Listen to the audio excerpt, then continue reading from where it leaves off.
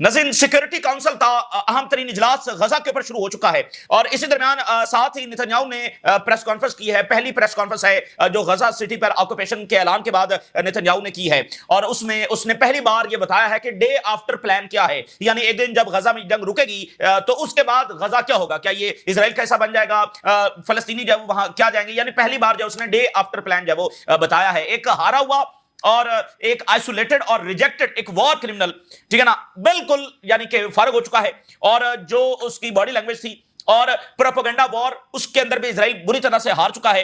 तो ये जो इसकी प्रेस कॉन्फ्रेंस हुई है और उसमें लेबनान और उसमें गजा और उसमें शाम और पूरा मिडिल ईस्ट और ईरान, इसके बारे में इसने जो बातें की हैं वो भी आपके सामने रखेंगे। लेकिन यानी जो प्रेस कॉन्फ्रेंस है उसके ऊपर पूरी दुनिया में जो एनालिसिस हो रहा है कि बिल्कुल वो फारग हो चुका है, उसकी बॉडी लैंग्वेज से ये जब वाज़ेह नजर आ रहा है। और जो प्रोपेगेंडा वॉर है उसमें भी अब वो कह रहा है कि मैं न्यूयॉर्क टाइम के ऊपर लॉ सूट फाइल करूंगा। ये दिन भी वैसे दुनिया ने देखने थे। New York time, wall street journal, Washington post, जो इनके सबसे बड़े प्रोपेगेंडा फैलाने के लिए जो इंस्टीट्यूशंस हैं और फॉर मैनी डेकेड्स इन्होंने ये प्रोपेगेंडा फैलाया है।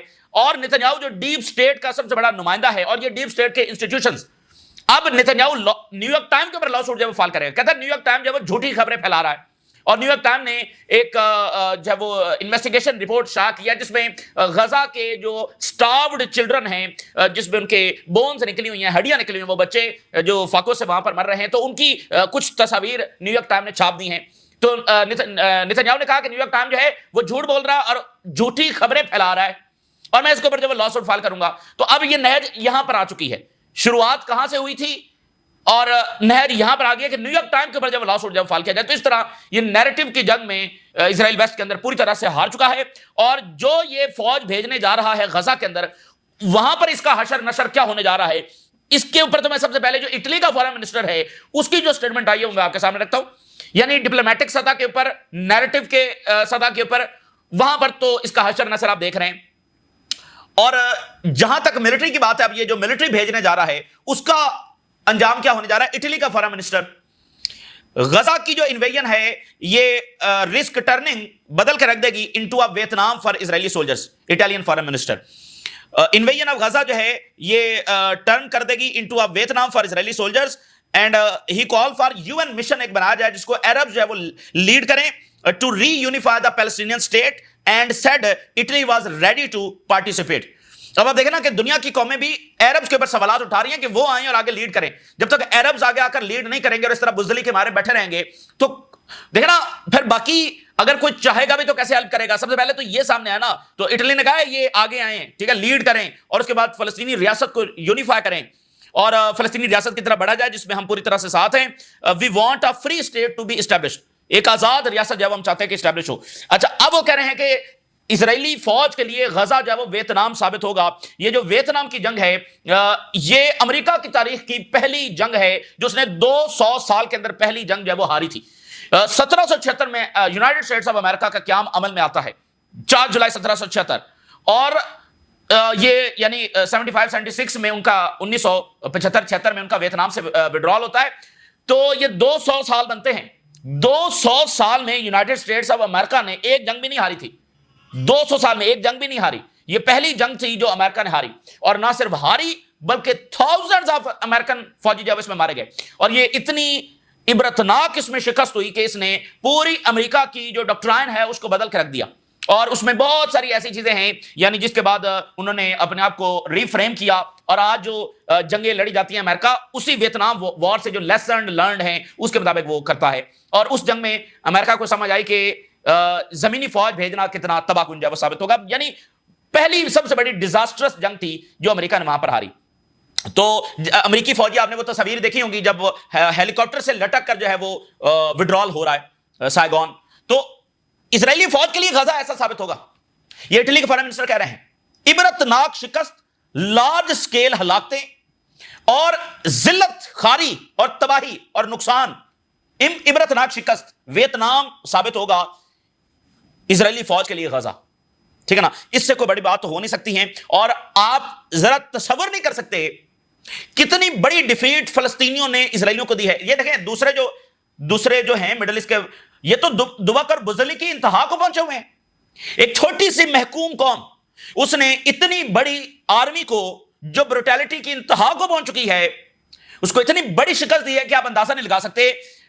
ادھر ایک سوفسٹیکیٹڈ آرمی ہے اور سامنے کوئی آرمی بھی نہیں ہے, وہ فیو تھاؤزینڈ فائٹرز ہیں اور ان کے پاس بیسک ویپن ہے, یعنی اونلی گنز ہیں ان کے پاس, مشین گن ہے, رائفل ہے, AK-47 ہے, یعنی ان کے پاس بامز نہیں ہیں, ان کے پاس ٹینکس نہیں ہیں, ان کے پاس نیوی نہیں ہے, ان کے پاس جہاز نہیں ہے, اونلی گنز. یعنی اب آپ اس دور میں ڈنڈوں سے تو لڑنے سے رہے, بیسک چیز تو گن ہی ہوگی نا, گن تو ہونی, بیسک تو گن, تو بیسک ویپن کے ساتھ صرف چند بندوقوں کے ساتھ وہ لڑ رہے ہیں ادھر اتنی بڑی ریسورسز والی آرمی کے ساتھ.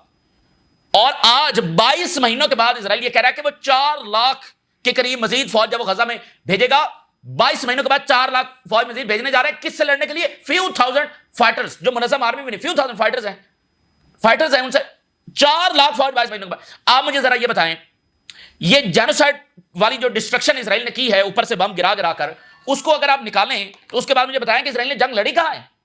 اس چیز کو نکال دیں جو انہوں نے اوپر سے بم گرائے ہیں, تو جنگ لڑی کہاں ہے؟ جنگ تو لڑی نہیں ہے. تو یہ ان کو اتنی ذلت میں یہاں پر شکست ہوئی ہے, اور اب یہ جو کہہ رہا ہے 4 لاکھ مزید بھیجیں گے, تو اٹلی کہہ رہا ہے کہ یہ تمہارا ویتنام جب ثابت ہوگا. تو بس خدا کی پناہ ہے ان ابلیس اور ان شیطانوں سے, تو بس وہی ان کو جب سنبھالے. یہ نہ کوئی جنگ لڑ رہے ہیں, یہ صرف جینوسائیڈ کر رہے ہیں. اور اب جب ان کے تمام سوفسٹیکیٹڈ ویپن فیل ہو چکے ہیں, تو اب یہ بھوکا مار کر فلسطینیوں کو ان کی ول توڑنا چاہتے ہیں. اور ادھر جو مصر جیسی حکومتیں ہیں, یہ ان کے ساتھ جا کر انرجی ڈیلز کر رہی ہیں. یہ بھی کامیاب نہیں ہوں گے, کیونکہ مڈل ایسٹ کی بھی پھر ایک تاریخ ہے. جب وہاں پر بھی عرب اسٹریٹ اٹھتی ہے تو اس جیسی کئی ایک حکومتیں جو ہیں پھر وہ کدھر جاتی ہیں پتہ نہیں چلتا. اور یہ سخت بات ہے, لیکن جب آپ ایسے موقع پر ایسی پالیسیز بنائیں گے تو پھر ایسی ہی باتیں ہوں گی. اب آپ ذرا دیکھیے کہ across the Europe hundreds of thousands of really across Europe in support of غازہ. ایک تاریخ رقم ہوتی ہے, ہم دیکھ رہے ہیں فلسطینی سامنا کر رہے ہیں اسرائیل کا, لاکھوں لوگ یورپ کے اندر نکلے ہوئے ہیں, اور یورپین گورنمنٹس کی بھی اس وقت بولتی بند ہوئی ہے, اور ان کا بھی ایک سانس اوپر ہے ایک سانس نیچے ہے. کتنی دیر تک یہ اس تاریخ کی سب سے شرمناک ترین جینوسائیڈ کو یہ سپورٹ کرتے رہیں گے؟ تو لاکھوں لوگ اکراس دی یورپ جب وہاں پر نکلے ہوئے ہیں. سیکورٹی کاؤنسل کا اجلاس جب شروع ہو چکا ہے, Britain, Denmark, France, Greece, Slovenia, Israel must reverse decision to cease Gaza city. اور اسرائیل ڈیسیژن جو ہے, اور وہ سیکورٹی کاؤنسل میں کہہ رہے ہیں, اسرائیل کہہ رہا ہے کہ ہم یہاں پر قیدی چھڑوانے کے لیے جا رہے ہیں, اور وہ سیکورٹی کاؤنسل میں یہ سارے ممالک کہہ رہے ہیں کہ اس کا کوئی تعلق نہیں ہے, nothing to secure the return of the remaining captives and it would endanger their life. یعنی اب اس بیانیے کو جس کو حماس بھی کہتی ہے کہ ان کا کوئی تعلق نہیں ہے قیدی رہا کروانے سے, وہ تو صرف نیگوسیشنز کے ذریعے ہوں گے. تو وہاں پر بھی اس نیریٹو کو اسٹیبلش کیا جا رہا ہے. اور کنٹریز آلسو کالڈ کہ جو کرنٹ سٹارویشن ہے یہ مین میڈ کرائسس ہے. یہ سیکورٹی کاؤنسل میں یہ سارے ممالک برطانیہ, ڈنمارک, فرانس, گریس, سلوینیا اور دیگر, یہ سب اس بات کو وہاں پر آن ریکارڈ لے کر آ رہے ہیں کہ یہ سٹارویشن مین میڈ ہے, جس کو اسرائیل اور امریکہ ڈینائی کرتے ہیں, اور ابھی تک یورپ بھی. اور ارجنٹ ایکشن جو ہے وہ اس وقت لینا ہوگا. اور آپ ذرا ادھر دیکھیے, یہ بالکل نہ اپنا ذہنی حواس کھو بیٹھے. Israel slammed UN security council discusses Gaza city seizure plan.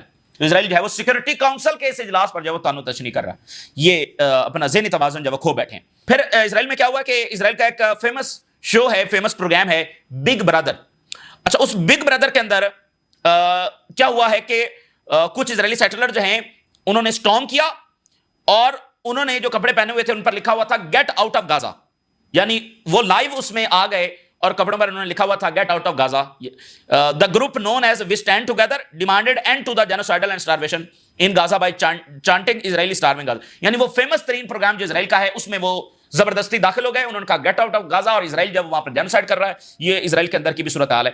اب ذرا ہم ڈسکس کر لیتے ہیں ناظرین نیتن یاہو کو. اور ویسے تو اس خبیث اور مکرو اور شیطان کو ڈسکس کرنے کی ضرورت نہیں ہے, یہ کیا کہتا ہے ٹھیک ہے, اس کی کوئی اہمیت نہیں ہے اس کو ڈسکس کرنے کی.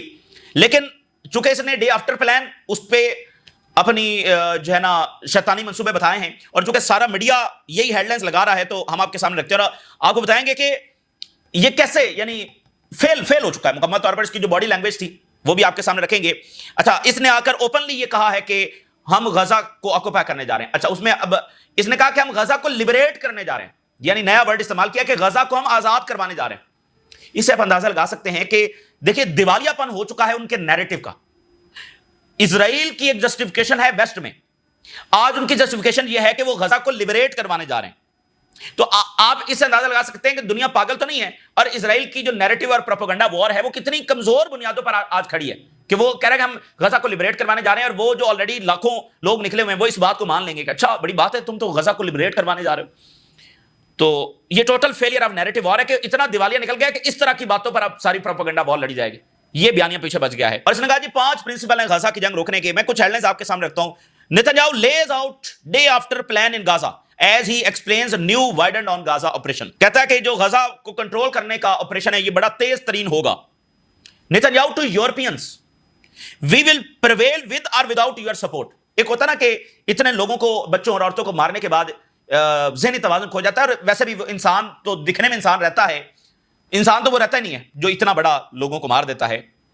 تو اب یورپینز کو مخاطب کرتے ہوئے ان کو اس طرح سے مخاطب کر رہا ہے، کہتا ہے ہم تو تمہارے بغیر بھی جو ہے وہ یہاں پر پریویل کریں گے۔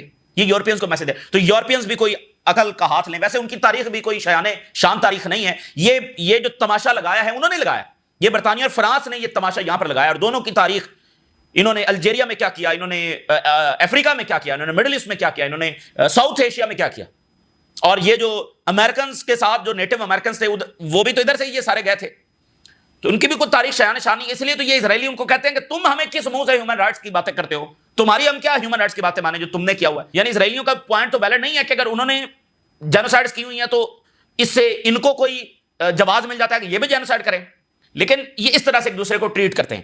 تو یہ یورپینز کو اس طرح سے جناب ہیوملیٹ کر رہا ہے اور ان کو ذلیل کر رہا ہے کہ تمہارے بغیر بھی، تو وہ بھی ذرا عقل کے ناخن لیں۔ اور نیتنیاہو نے 5 پرنسپل جناب بتائے ہیں۔ پہلا یہ ہے کہ حماس ڈسارم ہو جائے، دوسرا یہ تمام قیدی چھوڑ دیے جائیں، تیسرا غزہ ڈی ملٹرائز ہو جائے، چوتھا یہ ہے کہ اسرائیل مکمل سیکورٹی کنٹرول سنبھالے گا، لیکن پانچواں اصل جو بات ہے، peaceful naan Israeli civil administration in place.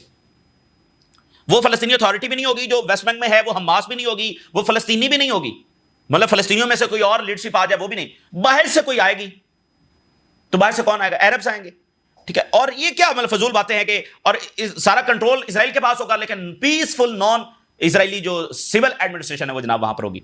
تو اب آپ دیکھیں کہ اس میں کوئی بھی ایسا پوائنٹ نہیں ہے کہ جو کسی حل کی طرف لے کر جائے۔ بھائی سب سے پہلا پوائنٹ یہ ہے کہ حماس ڈسارم ہو جائے۔ یہ کون سا پوائنٹ ہے؟ یعنی سرنڈر ڈیمانڈ کیا جا رہا ہے۔ بھائی سرنڈر 22 مہینوں کے بعد حماس سرنڈر کرے گی، تو وہ سب مطلب بے معنی۔ کہتا ہے میں لا سوٹ فائل کرنے جا رہا ہوں نیو یارک ٹائم کے اوپر جو اس نے فیک امیجز غزہ کی پبلش کی ہیں۔ مطلب بس آپ دیکھیں نا کہ وہ طاقت کے اوپر سارا معاملہ کھڑا ہوا ہے، اور بہت برا، انہوں نے بہت بڑی غلطی کی ہے اور بہت برے نتائج ہوں گے، اور یہ ہیڈ لائن اس نتائج کا ثبوت ہے۔ New York Time, Wall Street Journal, یہ اتنے بڑے ان کے سپورٹر ہیں، یہ لکھتے تھے، یہ الفاظ کلڈ استعمال نہیں کرتے، ابھی بھی نیو یارک ٹائم پورا کور دے کر رکھتا ہے، یہ الفاظ کلڈ استعمال نہیں کرتے کہ اسرائیلیوں نے مارا، ڈائڈ، فلسطینی ایڈ لیتے ہوئے مارے گئے، ایڈ لیتے ہوئے ڈائڈ ہو گئے، یہ نہیں لکھتے کہ اسرائیل نے گولیاں چلائیں۔ اس نیو یارک ٹائم کے اوپر لاسٹ فائل کرے گا، یعنی اب نوبت اگر نیو یارک ٹائم جو ان کا اپنا ہی چینل ہے، اپنا ہی ادارہ ہے، اس کے اوپر لا سوٹ فائل کرنے پر آ گئی ہے، تو اس سے آپ اندازہ لگا لیں کہ پانی کتنا پلوں سے گزر چکا ہے نیو یارک۔ اور کہتا ہے جی فیک خبریں پھیلائی جا رہی ہیں، مطلب یہ کہ دنیا میں پروپیگنڈا پھیلانے والے اب کہہ رہے ہیں فیک خبریں پھیلائی جا رہی ہیں، تو یہ اس کی شکست کا ثبوت ہے۔ پھر یہ اب لیبنان کے بعد بھی سن لیں، کہتا ہے لیبنیز جو گورنمنٹ ہے، ہم نے ہیلپ کیا، جو ہم نے لیبنان کے اوپر حملہ کیا، ہماری جو جنگ تھی، اب یہ آپ اس کی ہیڈ لائن دیکھیے، our war in Lebanon helped the Lebanese government in effort to disarm حزب اللہ۔